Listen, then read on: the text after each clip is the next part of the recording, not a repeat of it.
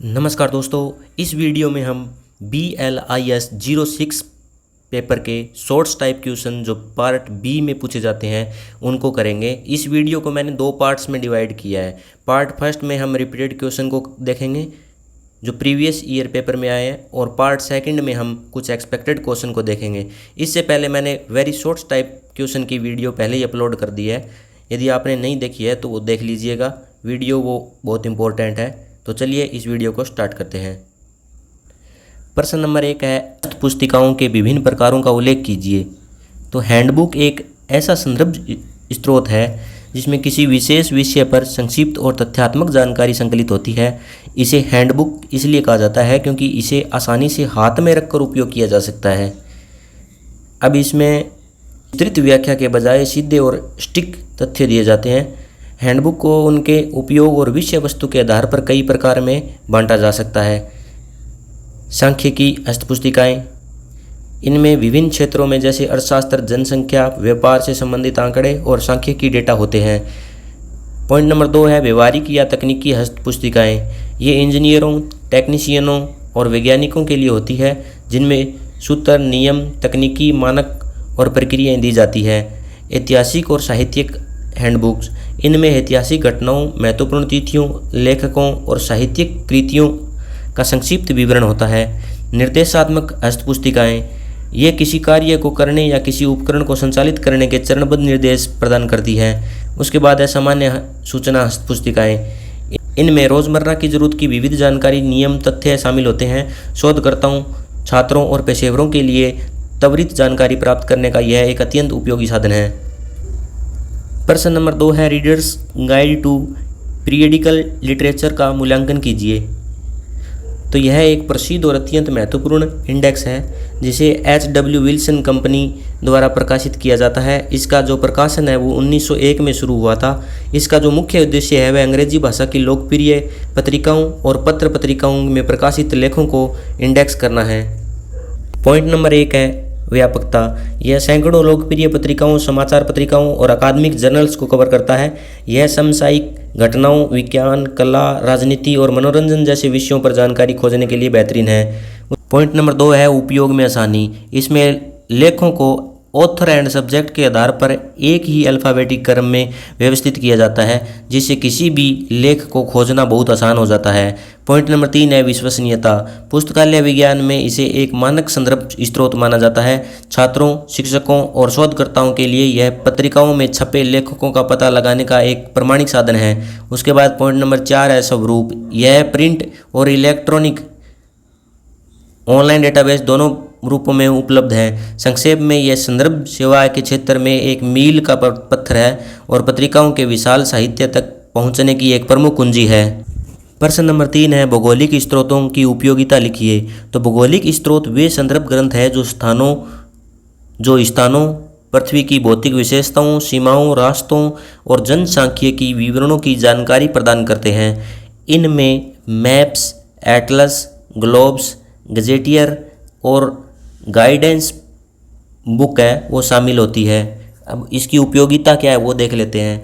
तो स्थानों की पहचान और अवस्थिति। भौगोलिक स्रोत किसी शहर, देश, नदी, पर्वत या महाद्वीप की सटीक अवस्थिति और अक्षांश देशांतर जानने में मदद करते हैं। पॉइंट नंबर 2 है, भौतिक और राजनीतिक जानकारी। एटलस और मानचित्रों के माध्यम से जलवायु, वनस्पति, खनिज संपदा और देशों की राजनीतिक सीमाओं का अध्ययन किया जाता है। 3 नंबर पॉइंट है, यात्रा की योजना। गाइड बुक और टूरिस्ट मैप यात्रियों को दिशा निर्देश, पर्यटन स्थल, यातायात के साधन और आवास की जानकारी प्रदान करते हैं, जिससे यात्रा की योजना है वो बनाना आसान हो जाती है। पॉइंट नंबर 4 है, ऐतिहासिक और जनसांख्यिकी संदर्भ। गजेटियर किसी स्थान के इतिहास, जनसंख्या, उद्योगों और भौगोलिक विशेषताओं का विस्तृत विवरण देते हैं। उसके बाद पॉइंट नंबर 5 है, शैक्षणिक एवं शोध कार्य। तो भूगोल, इतिहास और पर्यावरण विज्ञान के छात्रों व शोधकर्ताओं के लिए ये स्रोत अत्यंत आवश्यक है। इस प्रकार भौगोलिक स्रोत दुनिया भर की भौगोलिक, आर्थिक और सांस्कृतिक समझ विकसित करने के लिए अपरिहार्य है। अब प्रश्न नंबर 4 है, स्टेट्समैन्स ईयरबुक का मूल्यांकन कीजिए। तो स्टेट्समैन्स ईयरबुक है एक अत्यंत प्रसिद्ध और एनुअल रेफरेंस सोर्सेज है जिसे 1864 से लगातार प्रकाशित किया जा रहा है। वर्तमान में इसे पालग्रेव मैकमिलन द्वारा प्रकाशित किया जाता है। इसका जो उद्देश्य और क्षेत्र क्या है तो वो देख लेते हैं। इसका जो मुख्य उद्देश्य है वह विश्व के सभी देशों, उनके राजनीतिक, आर्थिक, सामाजिक एवं ऐतिहासिक संदर्भों का अद्यतन और सटीक जानकारी प्रदान करना है। विषय वस्तु क्या है? इसमें प्रत्येक देश का संविधान, सरकार का स्वरूप, जनसंख्या, अर्थव्यवस्था, शिक्षा, रक्षा, न्याय प्रणाली और कूटनीतिक संबंधों का विस्तृत विवरण होता है। इसके अलावा इसमें संयुक्त राष्ट्र और अन्य अंतर्राष्ट्रीय संगठनों की जानकारी भी शामिल होती है। पॉइंट नंबर 3 है प्रामाणिकता और विश्वसनीयता। राजनेताओं, राजनयिकों, पत्रकारों, शोधकर्ताओं और पुस्तकालयाध्यक्षों के बीच इसे जानकारी का सबसे विश्वसनीय स्रोत माना जाता है। इसके आंकड़े आधिकारिक सरकारी और अंतर्राष्ट्रीय संस्थाओं के लिए जाते हैं। अब व्यवस्थापन देख लेते हैं। इसमें जानकारी को तार्किक ढंग से व्यवस्थित किया जाता है। भाग 1 में अंतर्राष्ट्रीय संगठनों और भाग 2 में दुनिया के देशों का विवरण होता है। प्रश्न नंबर 5 है discuss the usefulness of citation index, मतलब उद्धरण अनुक्रमणिकाओं की उपयोगिता का वर्णन कीजिए। उद्धरण अनुक्रमणिका एक ऐसा व्यवस्थित संदर्भ उपकरण है जो पूर्व में प्रकाशित शोध पत्रों या दस्तावेजों को उन नए दस्तावेजों के साथ इस संबंध स्थापित करता है जिन्होंने उन्हें संदर्भित किया है। इसका विकास मुख्य रूप से यूजीन गारफील्ड ने किया था। अब इसकी उपयोगिता क्या है वो देख लेते हैं। नंबर 1 है साहित्य की खोज। यह शोधकर्ता को किसी विशेष लेखा या विचार के विकास को ट्रैक करने में मदद करता है। इसके माध्यम से किसी पुराने शोध पत्र से जुड़े नवीनतम शोध कार्यों को आसानी से खोजा जा सकता है। 2 नंबर है शोध के प्रभाव का मापन। तो इसके द्वारा यह पता लगाया जा सकता है कि किसी लेखक या शोध पत्र को अन्य विद्वानों द्वारा कितनी बार उद्धृत किया गया है। इससे शोध की गुणवत्ता और उसके इम्पैक्ट फैक्टर क्या है उसका मूल्यांकन होता है। 3 नंबर पॉइंट है बहुविषयक खोज। यह पारंपरिक विषय सब्जेक्ट इंडेक्स की सीमाओं को पार करता है और विभिन्न विषयों के बीच के अंतर संबंधों को उजागर करता है।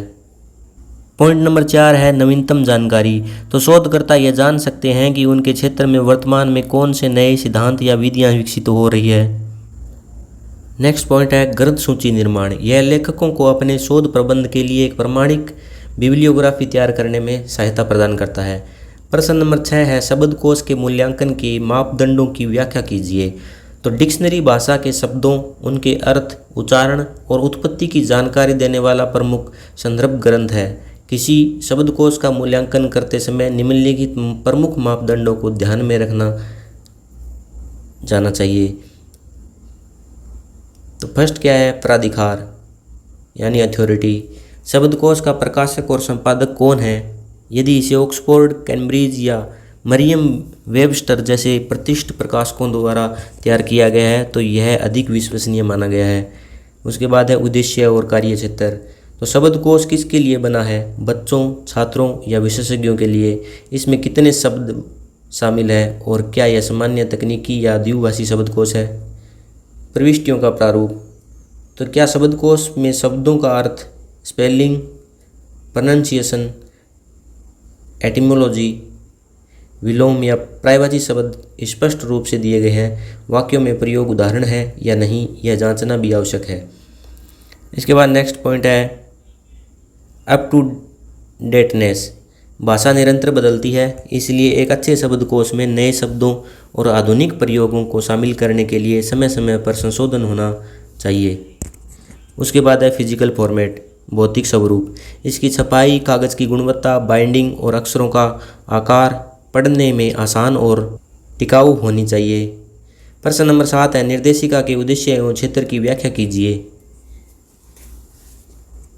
तो निर्देशिका एक ऐसा संदर्भ स्रोत है जिसमें व्यक्तियों, संगठनों, संस्थानों या व्यवसायों को व्यवस्थित सूची होती है।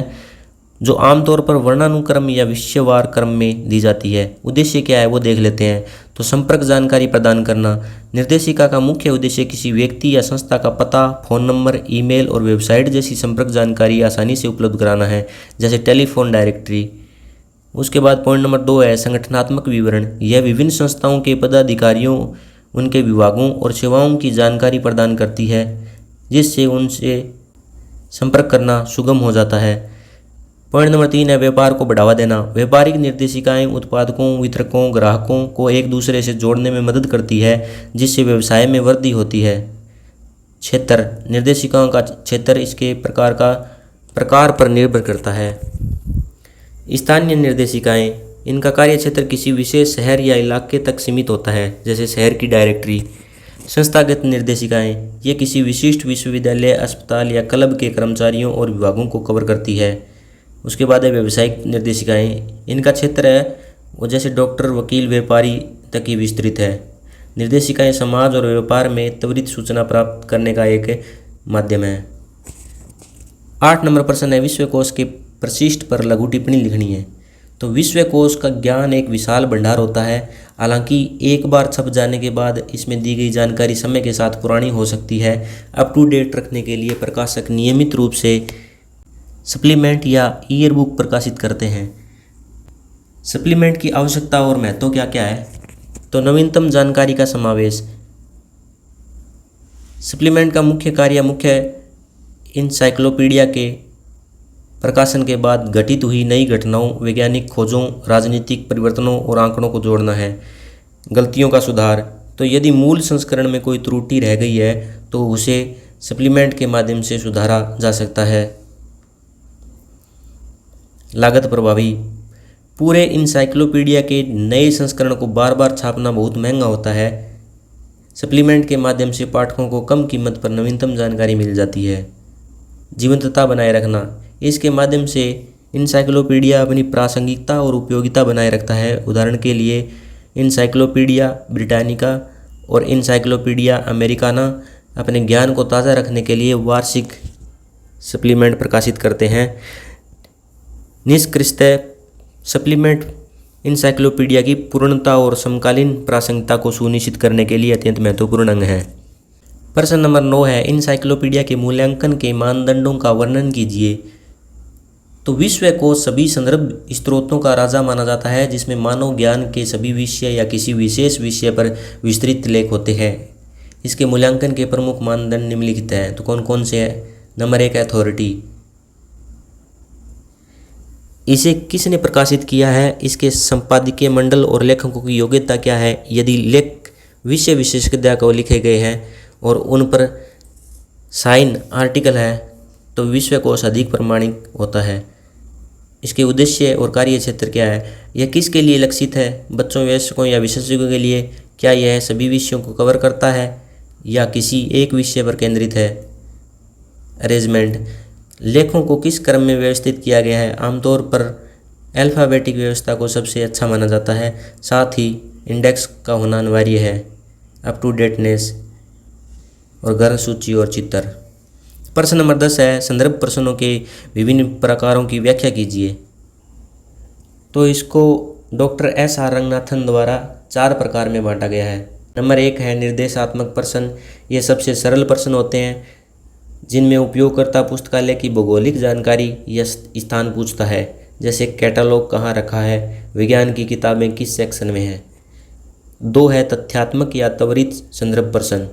इन प्रश्नों का उत्तर कुछ मिनटों के भीतर शब्दकोश, वृक्ष पुस्तिका, निर्देशिका या विश्वकोश की मदद से दिया जा सकता है, जैसे भारत के प्रथम राष्ट्रपति कौन थे और जापान की मुद्रा क्या है।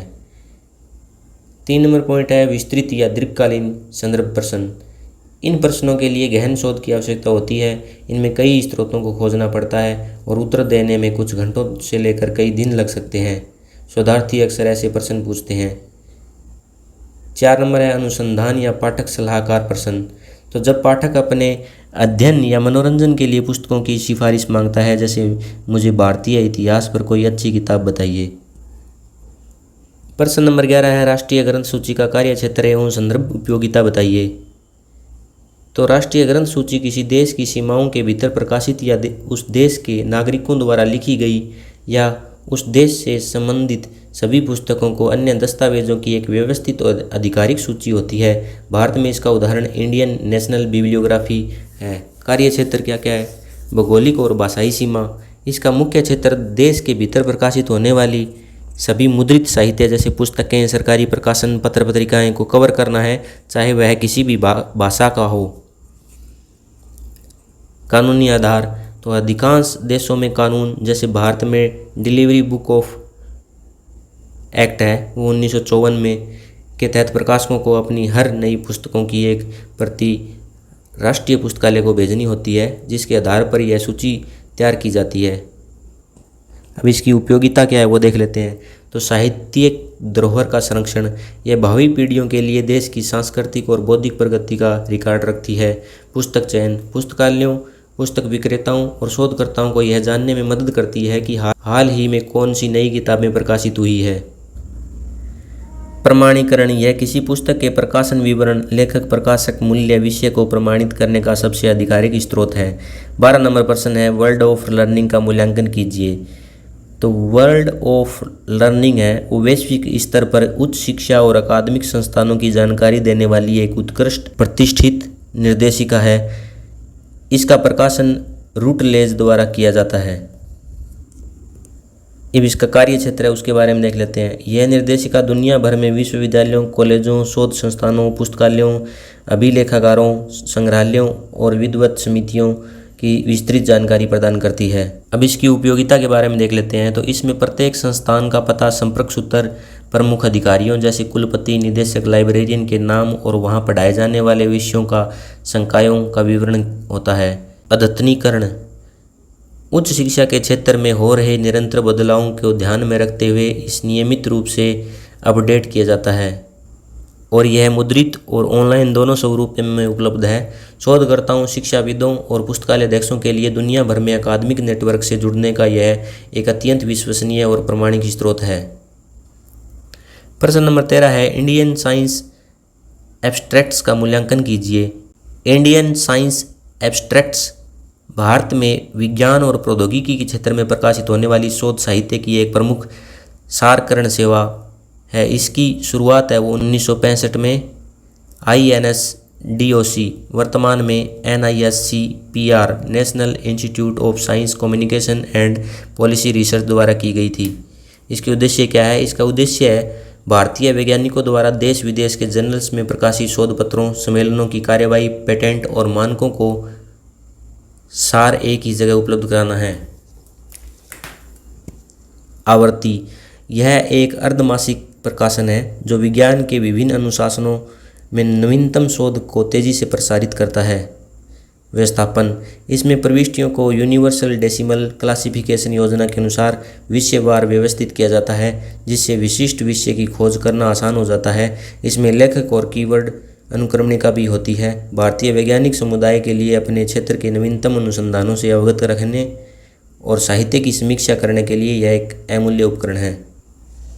13 रिपीटेड प्रश्न मैंने आपको करवा दिए हैं। अब इसके बाद एक्सपेक्टेड क्वेश्चन है।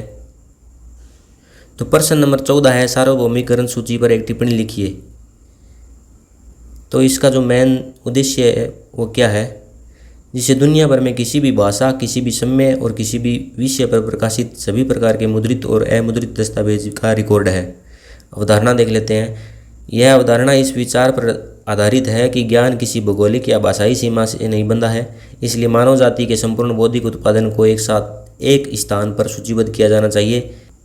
कॉनराड गेसनर और बाद में पॉल ओटलेट व हेनरी लो फोंटेन ने इस दिशा में महत्वपूर्ण प्रयास किए। व्यवहारिकता, वास्तविकता में एक पूर्ण सार्वभौमिक ग्रंथ सूची तैयार करना लगभग असंभव है, क्योंकि हर दिन दुनिया भर में लाखों दस्तावेज प्रकाशित होते हैं। वर्तमान स्वरूप, तो आज के समय में कोई एक मुद्रित ग्रंथ सूची सार्वभौमिक नहीं हो सकती। हालांकि IFLA के यूनिवर्सल बिब्लियोग्राफी कंट्रोल कार्यक्रम और इंटरनेट तथा वर्ल्ड कैट जैसे विशाल वैश्विक ऑनलाइन डेटाबेस ने इस आदर्श अवधारणा को डिजिटल रूप में काफ़ी हद तक साकार करने में प्रयास किया है। प्रश्न नंबर 15 है विषयगत ग्रंथ सूची की आवश्यकता एवं महत्व की चर्चा कीजिए। तो इसकी आवश्यकता क्या है? समय की बचत। सूचना विस्फोट के इस युग में शोधकर्ता के पास इतना समय नहीं होता कि वे सामान्य या राष्ट्रीय ग्रंथ सूचियों के विशाल समुद्र में अपने उस विषय की सामग्री ढूंढे। विषयगत ग्रंथ सूची उन्हें सीधे उनके क्षेत्र की सामग्री तक पहुंचाती है। गहन शोध में सहायक। यह किसी विषय विशेष के ऐतिहासिक विकास और वर्तमान रुझानों को समझने में मदद करती है। किसी भी शोध कार्य को शुरुआत साहित्य समीक्षा से होती है, जिसके लिए यह अत्यंत आवश्यक है। पुस्तक चयन। विषय विशेषज्ञों और पुस्तकालय अध्यक्षों को अपने पुस्तकालय के लिए किसी विशिष्ट विभाग या विषय की बेहतरीन और प्रासंगिक किताबें चुनने में यह मार्गदर्शन करती है। संक्षेप में, यह किसी भी विषय के गंभीर अध्येता के लिए एक अनिवार्य नेविगेशन टूल है। प्रश्न नंबर 16 है सार्वभौमिक ग्रंथ सूची के संकलन में ईफला की भूमिका बताइए। संकलन में ईफला की भूमिका बताइए। तो पहले ईफला की जो फुल फॉर्म है वो देख लेते हैं।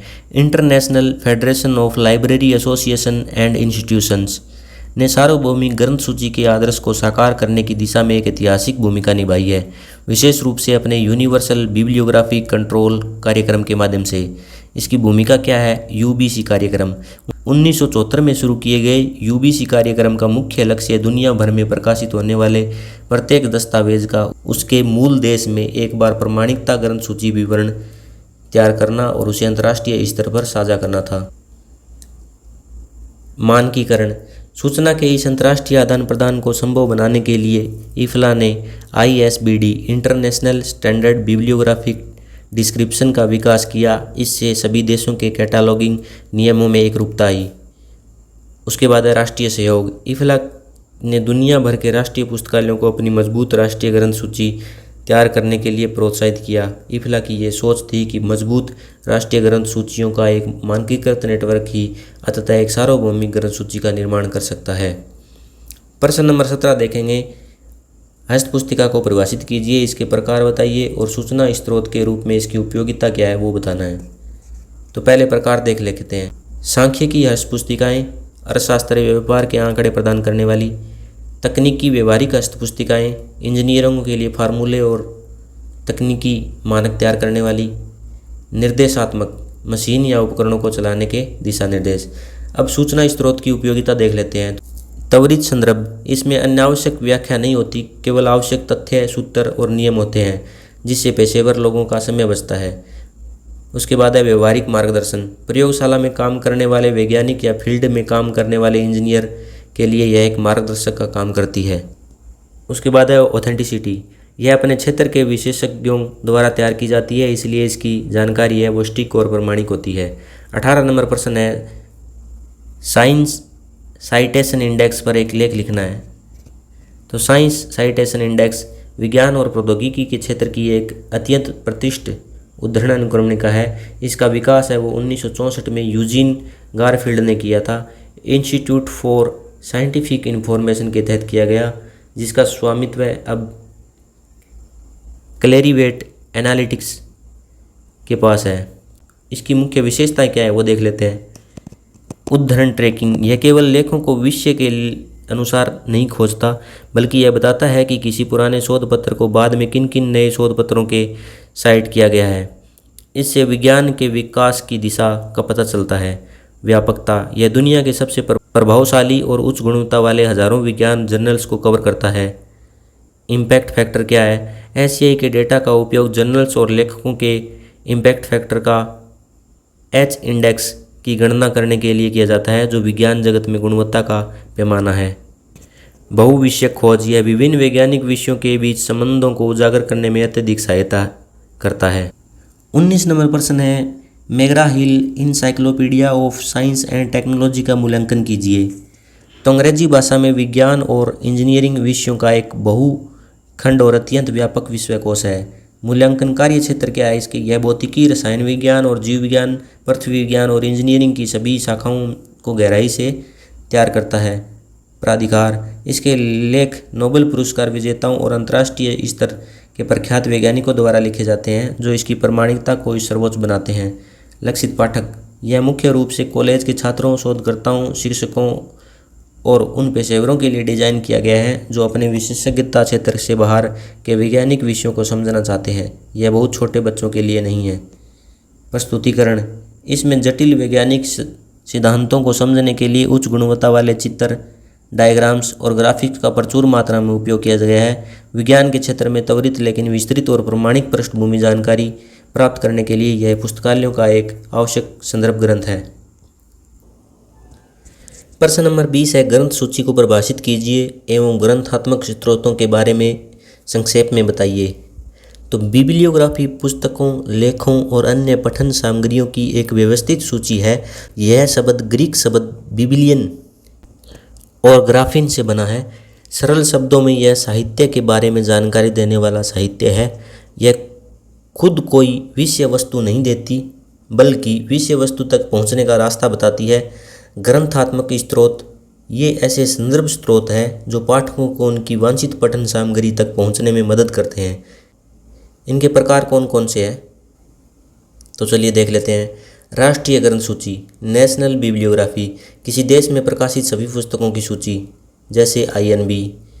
व्यापारिक ग्रंथ सूची, ट्रेड बिब्लियोग्राफी, प्रकाशकों और पुस्तक विक्रेताओं द्वारा छापी गई पुस्तकें जो बिक्री के लिए उपलब्ध है उनकी सूची जैसे बुक्स इन प्रिंट।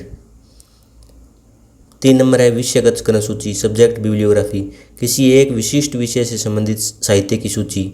सार्वभौमिक ग्रंथ सूची, दुनिया भर के साहित्य को सूचीबद्ध करने का प्रयास। ये स्रोत पुस्तकालयों में पुस्तक चयन और शोधार्थियों के लिए साहित्य की खोज का मुख्य आधार है। प्रश्न नंबर 21 है, संदर्भ सूचना स्रोत की महत्ता और उपयोगिता की चर्चा कीजिए। तो इसकी पहले उपयोगिता और महत्व देख लेते हैं। त्वरित उत्तर, रोजमर्रा के तथ्यात्मक प्रश्नों जैसे अर्थ, तिथि, आंकड़े, पत्ते का स्टिक और तुरंत उत्तर देने के लिए ये स्रोत अमूल्य है। पृष्ठभूमि का ज्ञान, जब कोई शोधकर्ता किसी नए विषय का अध्ययन शुरू करता है तो विश्वकोश जैसे संदर्भ स्रोत उसे विषय की बुनियादी पृष्ठभूमि और स्पष्टता प्रदान करते हैं। इसके बाद है सूचना का व्यवस्थापन।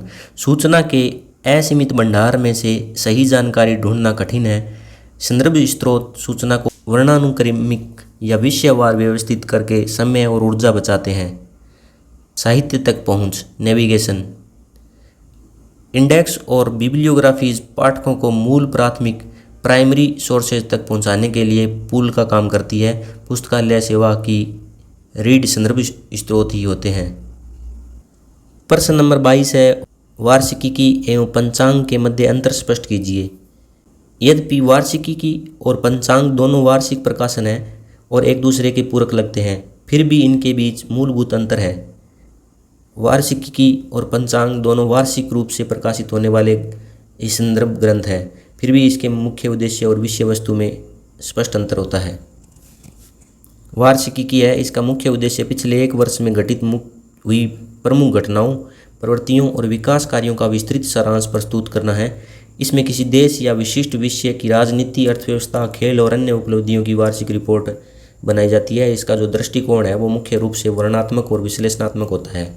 पंचांग के अंदर है, इसके विपरीत होता है। पंचांग का मुख्य कार्य कैलेंडर, खगोलीय डेटा जैसे ज्वार भाटा का समय, सूर्योदय और सूर्यास्त, ऐतिहासिक तिथियां, मौसम का पूर्वानुमान, सामान्य ज्ञान के विविध तथ्यों व आंकड़ों का संग्रह प्रस्तुत करना है। पंचांग की प्रकृति वार्षिक की तुलना में अधिक तथ्यात्मक और स्टैटिकल होती है। उदाहरण के लिए द स्टेट्समैन ईयरबुक और इंडिया ए रेफरेंस एनुअल वार्षिकी की प्रमुख उदाहरण है। वहीं ह्यूटेकर पंचांग और वर्ल्ड एल्मनेक पंचांग के बेहतरीन उदाहरण हैं। इसके बाद 23 नंबर प्रश्न है, इंडिया ए रेफरेंस एनुअल की विशेषताओं को उल्लेख कीजिए। तो इंडिया ए रेफरेंस एनुअल, जिसे आमतौर पर इंडिया ईयरबुक कहा जाता है, भारत सरकार के सूचना एवं प्रसारण मंत्रालय के प्रकाशन विभाग द्वारा प्रतिवर्ष प्रकाशित किया जाने वाला एक अत्यधिक प्रमाणिक संदर्भ ग्रंथ है। इसकी विशेषताएं देख लेते हैं। तो आधिकारिक स्रोत, इसमें दिए गए सभी आंकड़ों और जानकारियां सीधे भारत सरकार की विभिन्न मंत्रालयों और विभागों से प्राप्त की जाती है, जिससे यह शोधकर्ताओं और सिविल सेवा के छात्रों के लिए सबसे विश्वसनीय स्रोत बन जाता है। व्यापक कवरेज, यह भारत के भूगोल, इतिहास, अर्थव्यवस्था, जनसांख्यिकी, शिक्षा, स्वास्थ्य, कृषि, कला और संस्कृति का विस्तृत अवलोकन प्रदान करता है। सरकारी योजनाएं, इसमें सरकार द्वारा शुरू की गई नई नीतियों, कल्याणकारी कार्यक्रमों और पंचवर्षीय वार्षिक योजनाओं की प्रगति की विस्तृत जानकारी होती है। द्विभाषी प्रकाशन, यह अंग्रेजी और हिंदी दोनों भाषाओं में प्रकाशित होता है। 24 नंबर प्रश्न है एब्स्ट्रैक्ट्स और इंडेक्स के बीच में अंतर बताना है। तो पहले इंडेक्स देख लेते हैं। यह केवल शोध पत्रों या लेखकों की एक व्यवस्थित सूची होती है। इसमें सिर्फ लेखक का नाम, लेखक का शीर्षक और जिस पत्रिका में वह छपा है उसका विवरण। इसका इस्तेमाल करने पर पाठक को यह पता चल जाता है कि लेख कहाँ उपलब्ध है, लेकिन यह तय करने के लिए कि लेख उसके काम का है या नहीं, उसे मूल लेख तक जाना ही पड़ता है। अब है एब्स्ट्रैक्ट्स। यह अनुक्रमणिका के एक कदम आगे की सेवा है। इसमें इंडेक्स वाली सारी जानकारी के साथ साथ उस शोध पत्र का एक समरी भी दिया जाता है। इस सारांश में लेख का उद्देश्य, शोध की कार्यप्रणाली और मुख्य निष्कर्ष शामिल होते हैं। सारांश पढ़कर पाठक तुरंत तय कर सकता है कि उसे पूरा लेख पढ़ने की आवश्यकता है या नहीं, जिससे उसका बहुत समय बचता है। उदाहरण के लिए साइंस साइटेशन इंडेक्स और readers guide to periodical literature index के उत्कृष्ट उदाहरण हैं। इसके विपरीत इंडियन साइंस एब्स्ट्रैक्ट्स और केमिकल एब्स्ट्रैक्ट्स के प्रमुख उदाहरण हैं। 25 नंबर प्रश्न है ह्यू टेकर पंचांग का मूल्यांकन कीजिए। तो ये यूके से प्रकाशित होता है और इसका जो पहला प्रकाशन है वो 1868 में जोसेफ ह्यू टेकर द्वारा किया गया था। विषय वस्तु क्या है? यह खगोलीय घटनाओं, सूर्य, चंद्रमा, ज्वार भाटा के समय, मौसम के डेटा, कैलेंडर से जुड़ी विस्तृत जानकारी प्रदान करता है, जो एक पंचांग का मूल कार्य है। व्यापकता, खगोल विज्ञान के अलावा इसमें दुनिया भर के देशों के आंकड़े, ब्रिटेन की सरकार, संसद, न्यायपालिका, शिक्षा प्रणाली और समसामयिक घटनाओं का विस्तृत विवरण होता है। विश्वसनीयता, जो इसकी सटीकता और उद्यम सूचनाओं के लिए जाना जाता है। लाइब्रेरियन और आम पाठक त्वरित तथ्यों की जांच के लिए इसका व्यापक उपयोग करते हैं। सीमाएं, यद्यपि यह वैश्विक जानकारी देता है, लेकिन इसका मुख्य झुकाव है और गहराई ब्रिटिश मामलों की ओर अधिक है। प्रश्न नंबर 26 है जीवनी सूचना स्रोतों की विशेषताओं को समझाइए। तो इसकी विशेषता क्या है? पहले प्रकार है, ये दो मुख्य प्रकार विशेषताएं देख लेते हैं। पहले इसके प्रकार दो प्रकार के होते हैं, वर्तमान और पूर्वव्यापी। वर्तमान जो जीवित प्रसिद्ध व्यक्तियों की जानकारी देते हैं, और पूर्वव्यापी है जो उन महत्वपूर्ण लोगों की जानकारी देते हैं जिनका निधन हो चुका है। और इसकी विशेषताएं है वो त्वरित जानकारी। इनमें व्यक्ति का पूरा जीवन चरित्र पढ़ने के बजाय जन्मतिथि, पेशा, प्रमुख पुरस्कार, योगदान जैसे यह तथ्य एक नज़र में मिल जाते हैं। व्यवस्थापन, अधिकांश जीवनी स्रोत के नामों का वर्णानुक्रम में व्यवस्थित किया जाता है, जिससे किसी व्यक्ति को खोजना आसान हो जाता है। प्रमाणिकता, अच्छे जीवनी स्रोत केवल प्रमाणिकता दस्तावेजों और समय व्यक्तियों द्वारा दी गई जानकारी पर ही आधारित होते हैं। 27 नंबर प्रश्न है यूरोपा ईयर बुक का मूल्यांकन कीजिए। तो Europa world year book Rutledge द्वारा प्रकाशित एक अत्यंत प्रतिष्ठित 2 खंडों वाला अंतर्राष्ट्रीय संदर्भ स्रोत है। भाग फर्स्ट में इसका पहला भाग है वो मुख्य रूप से यूएन और दुनिया भर के अन्य प्रमुख अंतर्राष्ट्रीय संगठनों जैसे WHO, WTO, यूरोपियन यूनियन के कामकाज, इतिहास और संरचना पर विस्तृत जानकारी प्रदान करता है। और भाग 2 में इसमें दुनिया के सभी देश का विस्तृत सर्वेक्षण होता है। कवरेज क्या क्या है इसमें? प्रत्येक देश के लिए यह नवीनतम राजनीतिक इतिहास, आर्थिक मामले, जनसांख्यिकी आंकड़े, संविधान, न्याय प्रणाली और प्रेस मीडिया की जानकारी देता है। और इसका महत्व क्या है? अंतर्राष्ट्रीय संबंधों के छात्रों, राजनीतिकों, पत्रकारों और शोधकर्ताओं के लिए वैश्विक परिदृश्य को समझने का अत्यंत महत्वपूर्ण और प्रामाणिक उपकरण है। यह ऑनलाइन डेटाबेस के रूप में भी उपलब्ध है। 28 नंबर प्रश्न है व्यापारिक ग्रंथ सूची पर एक टिप्पणी लिखिए। तो टेबल बिब्लियोग्राफी प्रकाशकों, पुस्तक विक्रेताओं और वितरकों द्वारा तैयार की गई उन पुस्तकों को मुद्रित सामग्रियों की सूची है जो बाजार में वर्तमान में बिक्री के लिए उपलब्ध है। उद्देश्य क्या है इसका? जो प्राथमिक उद्देश्य है व्यवसायिक है, पुस्तकों की बिक्री को बढ़ावा देना। इसके माध्यम से पुस्तकालयों और ग्राहकों को यह पता चलता है कि कौन सी नई किताबें छपी है और उनकी कीमत क्या है। उपयोगिता क्या है? पुस्तकालयों में पुस्तक चयन के लिए यह सबसे महत्वपूर्ण उपकरण है। इसके बिना लाइब्रेरियन यह नहीं जान सकते कि बाजार में किस विषय की कौन सी पुस्तक उपलब्ध है। प्रदान की गई जानकारी, इसमें लेखक, पुस्तक का शीर्षक, प्रकाशन का नाम, संस्करण, ISBN और पुस्तक का मूल्य दिया जाता है। उदाहरण के लिए बुक्स इन प्रिंट RR बॉकर द्वारा और भारत में इंडियन बुक इन प्रिंट इसके बेहतर उदाहरण है। 29 नंबर प्रश्न देख लेते हैं संदर्भ स्रोत का विभिन्न श्रेणियों की चर्चा कीजिए। तो शब्दकोश, शब्दों के अर्थ, उच्चारण और उत्पत्ति के लिए, उदाहरण के लिए ऑक्सफोर्ड डिक्शनरी। विश्वकोश, किसी विषय पर विस्तृत पृष्ठभूमि जानकारी के लिए, उदाहरण के लिए इनसाइक्लोपीडिया ब्रिटेनिका। वार्षिक और पंचांग, वर्तमान घटनाओं, वार्षिक प्रगति और सांख्यिकी आंकड़ों के लिए उदाहरण है इंडिया ईयरबुक और वी टेकर पंचांग। निर्देशिकाएं, व्यक्तियां, संस्थाओं और व्यवसायों के पते का संपर्क जानकारी, उदाहरण के लिए वर्ल्ड ऑफ लर्निंग। भौगोलिक स्रोत, स्थानों, नक्शों और भौगोलिक तथ्यों के लिए, उदाहरण के लिए एटलस और गजेटियर। जीवनी स्रोत, प्रसिद्ध व्यक्तियों के जीवन परिचय के लिए, तो हु इज हु।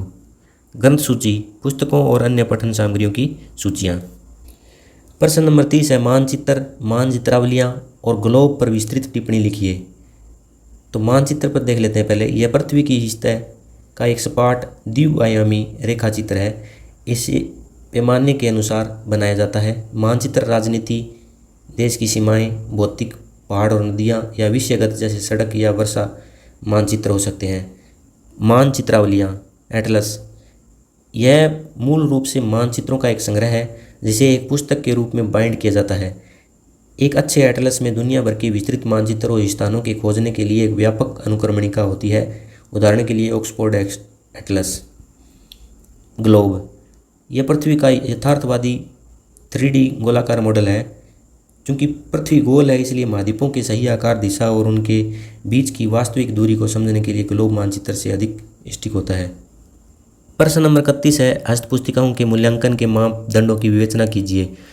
तो हैंडबुक त्वरित संदर्भ का साधन है। किसी भी हैंडबुक का मूल्यांकन करते समय निम्न मापदंडों को परखना चाहिए, जैसे प्राधिकार और विशेषज्ञता। यह किसी मान्यता प्राप्त विशेषज्ञ या पेशेवर संस्था द्वारा तैयार की गई है। तकनीकी विषयों में प्राधिकार बहुत मायने रखता है। सटीकता और उद्यतनीकरण, हैंडबुक में सूत्र, नियम और आंकड़े होते हैं। यदि ये जानकारी अप टू डेट नहीं है तो इसके उपयोग से गंभीर गलतियां हो सकती है। व्यवस्थापन और इंडेक्सिंग, जानकारी को खोजने में कितना समय लगता है, क्या अध्याय को तार्किक क्रम में रखा गया है या क्या पीछे एक विस्तृत इंडेक्स दिया गया है। प्रस्तुतिकरण, क्या इसमें जानकारी को स्पष्ट रूप से टेबल्स, ग्राफ और बुलेट पॉइंट के माध्यम से प्रस्तुत किया गया है ताकि इसे तुरंत पढ़ा जा सके। भौतिक गुण, चूँकि इसे बार बार और अक्सर प्रयोगशालाओं या फील्ड में उपयोग किया जाता है इसलिए इसकी बाइंडिंग और कागज टिकाऊ होना चाहिए। प्रश्न नंबर 32 है बिब्लियोग्राफी को परिभाषित करना है और नेशनल बिब्लियोग्राफी और ट्रेड बिब्लियोग्राफी के उदाहरण देने हैं। तो बिब्लियोग्राफी पुस्तकों, लेखों और अन्य सामग्रियों की एक व्यवस्थित सूची है जो पाठकों को उनके वांछित साहित्य तक पहुंचने में मदद करती है। तो नेशनल बिब्लियोग्राफी है, यह एक विशिष्ट राष्ट्र की सीमाओं के भीतर प्रकाशित या उस राष्ट्र के लेखकों द्वारा लिखी गई सभी मुद्रित सामग्रियों का आधिकारिक रिकॉर्ड है। इसका उद्देश्य देश की बौद्धिक विरासत को संरक्षित करना है। नेशनल बिब्लियोग्राफी के उदाहरण क्या है वो देख लेते हैं। जो भारत के राष्ट्रीय पुस्तकालय द्वारा प्रकाशित की जाती है और जो 14 भारतीय भाषाओं सहित अंग्रेजी की किताबों को कवर करती है। कौन सी? INB, Indian national bibliography. अब ट्रेड बिब्लियोग्राफी है, यह प्रकाशकों और वितरकों द्वारा व्यावसायिक उद्देश्यों से तैयार की जाती है। इसमें वे किताबें सूचीबद्ध होती है जो वर्तमान में बाजार में खरीदने के लिए उपलब्ध हैं। उदाहरण के लिए इंडियन बुक इन प्रिंट, जो भारत में छपी और बिक्री के लिए उपलब्ध अंग्रेजी भाषा की पुस्तकों की जानकारी देती है। प्रश्न नंबर 33 है अमेरिकाना विश्वकोश का मूल्यांकन कीजिए। तो अमेरिकाना इनसाइक्लोपीडिया है, वो अंग्रेजी भाषा के सबसे बड़े और पुराने सामान्य विश्वकोशों में से एक है। इसका जो पहला संस्करण है वो 1829 में प्रकाशित हुआ था। वर्तमान में इसे स्कोलास्टिक द्वारा प्रकाशित किया जाता है। इसके कार्य क्षेत्र क्या है? यद्यपि यह एक अंतर्राष्ट्रीय और सामान्य विश्वकोश है जो विज्ञान, साहित्य और कला जैसे सभी विषयों को कवर करता है, लेकिन इसका जो मुख्य झुकाव है उत्तरी अमेरिका के इतिहास, भूगोल और संस्कृति पर अधिक है। प्रमाणिकता क्या है इसकी? इसके अधिकांश लेख विशेषज्ञों द्वारा लिखे जाते हैं और उन पर उनके हस्ताक्षर होते हैं जो इसकी प्रमाणिकता सुनिश्चित करते हैं। इसके पाठक कौन कौन होते हैं? यह मुख्य रूप से हाई स्कूल, कॉलेज के छात्रों और सामान्य पाठकों के लिए तैयार की गई है। भाषा इसकी है वो काफ़ी स्पष्ट और सुलभ है। व्यवस्थापन, इसमें अल्फ़ाबेटिक ऑर्डर में व्यवस्थित किया जाता है और इसे अंतिम खंड में एक बहुत ही विस्तृत इंडेक्स है जो छोटी से छोटी जानकारी खोजने में मदद करती है। प्रश्न नंबर 34 है गजेटियर पर टिप्पणी लिखिए। तो गजेटियर एक भौगोलिक शब्दकोश या निर्देशिका होती है। एटलस के विपरीत गजेटियर में भौगोलिक जानकारी डिस्क्रिप्टिव रूप में दी जाती है। इसकी विशेषताएं क्या है और उपयोगिता क्या है वो देख लेते हैं। इसमें दुनिया के देशों, शहरों, नदियों, पहाड़ों और अन्य भौगोलिक स्थानों के नाम वर्णानुक्रम में सूचीबद्ध होते हैं। विस्तृत विवरण देख लेते हैं। यह केवल स्थान का नाम और अक्षांश देशांतर नहीं बताता, बल्कि उस स्थान का इतिहास, जनसंख्या, जलवायु, मुख्य उद्योग और सांस्कृतिक महत्व भी बताता है। प्रकार क्या है? गजेटियर अंतर्राष्ट्रीय।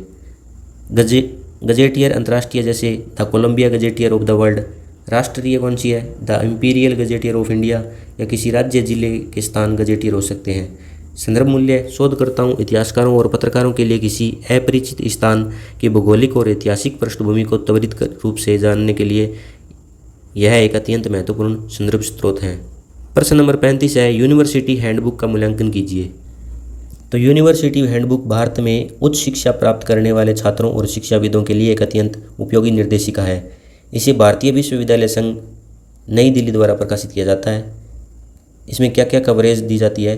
तो इसमें भारत के सभी मान्यता प्राप्त विश्वविद्यालयों, डीम्ड विश्वविद्यालयों और राष्ट्रीय महत्व के संस्थानों जैसे IIT और IIM की विस्तृत सूची होती है। प्रदत्त जानकारी क्या क्या है? यह प्रत्येक विश्वविद्यालय के कुलपति, रजिस्ट्रार और विभिन्न विभागों, संकायों, पढ़ाने जाने वाले पाठ्यक्रमों, प्रवेश की योग्यता और पुस्तकालय सुविधाओं की जानकारी प्रदान करता है। इसकी उपयोगिता क्या है? 12वीं कक्षा या ग्रेजुएशन के बाद आगे की पढ़ाई की योजना बना रहे छात्रों के लिए सही पाठ्यक्रम और संस्थान चुनने में यह एक बेहतरीन मार्गदर्शिका का काम करता है। विश्वसनीयता, क्योंकि यह AIU द्वारा प्रकाशित होता है, जो भारतीय विश्वविद्यालयों का आधिकारिक संघ है, इसलिए इसमें दी गई जानकारी है वो पूरी तरह से आधिकारिक और अद्यतन मानी जाती है। प्रश्न नंबर 36 है, बिब्लियोग्राफी के मूल्यांकन के मापदंडों को स्पष्ट कीजिए। तो बिब्लियोग्राफी पुस्तक और पठन सामग्रियों की एक व्यवस्थित सूची है। किसी अच्छी ग्रंथ सूची का मूल्यांकन करते समय निम्नलिखित प्रमुख मापदंडों को जांचना चाहिए, जैसे authority, scope, arrangement, format of entries and up to dateness. 37 number प्रश्न है, इंडियन नेशनल बिब्लियोग्राफी का मूल्यांकन कीजिए। तो इंडियन नेशनल बिब्लियोग्राफी है वो भारत की आधिकारिक राष्ट्रीय ग्रंथ सूची है। इसका जो प्रकाशन है वो केंद्रीय संदर्भ पुस्तकालय यानी सेंट्रल रेफरेंस लाइब्रेरी द्वारा कोलकाता द्वारा 1957 से किया जा रहा है। इसका जो कानूनी आधार और कार्य क्षेत्र है, यह डिलीवरी ऑफ बुक्स एक्ट 1954 के तहत भारत के राष्ट्रीय पुस्तकालय से प्राप्त होने वाली नई पुस्तकों और सरकारी प्रकाशनों का एक प्रमाणिक रिकॉर्ड है। भाषाई कवरेज क्या क्या है? इसकी सबसे बड़ी ताकत इसकी भाषाई क्षेत्र है। यह केवल अंग्रेजी ही नहीं बल्कि भारत के संविधान की 8 अनुसूची में शामिल 14 प्रमुख भाषाओं में प्रकाशित होती है। व्यवस्थापन क्या है? प्रविष्टियों को डेसिमल क्लासिफिकेशन DDC के अनुसार विषयवार वर्गीकृत किया जाता है, जिससे विशिष्ट विषयों की किताबें खोजना बहुत आसान हो जाता है। उपयोगिता क्या क्या है? भारतीय बौद्धिक संपदा और साहित्य के संरक्षण, पुस्तकालय में पुस्तक चयन और शोधकर्ताओं के लिए यह देश का सबसे महत्वपूर्ण ग्रंथ सूची उपकरण है। 38 नंबर प्रश्न क्या है? सार्वभौमिक बिब्लियोग्राफी संकलन के लिए किए गए प्रयासों का प्रकाश डालिए। तो यूनिवर्सल बिब्लियोग्राफी का अर्थ है दुनिया भर के संपूर्ण मुद्रित ज्ञान को एक जगह सूचीबद्ध करना। इसे साकार करने के लिए इतिहास में कई बड़े प्रयास किए गए हैं। कोनराड गेसनर का प्रयास 1545 में कोनराड गेसनर ने बिब्लियोथेका यूनिवर्सलिस प्रकाशित करके इस दिशा में पहला बड़ा प्रयास किया था, जिसमें लैटिन, ग्रीक और हिब्रू की किताबों को सूचीबद्ध किया गया था। पॉल ओटलेट और हेनरी ला फोंटेन ने 1895 में इन्होंने अंतर्राष्ट्रीय ग्रंथ सूची संस्थान की स्थापना की। उनका महान लक्ष्य दुनिया भर की सूचनाओं को लाखों कार्डों को संकलित करना था, जिसके लिए UDC वर्गीकरण पद्धति का विकास हुआ। IFLA का UBC कार्यक्रम 1974 में IFLA ने यूनिवर्सल बिब्लियोग्राफिक कंट्रोल कार्यक्रम शुरू किया। इसका उद्देश्य प्रत्येक देश को अपनी मजबूत राष्ट्रीय ग्रंथ सूची बनाने के लिए प्रेरित करना था, ताकि मानकीकृत डेटा का अंतर्राष्ट्रीय आदान प्रदान हो सके। इसके बाद है आधुनिक युग।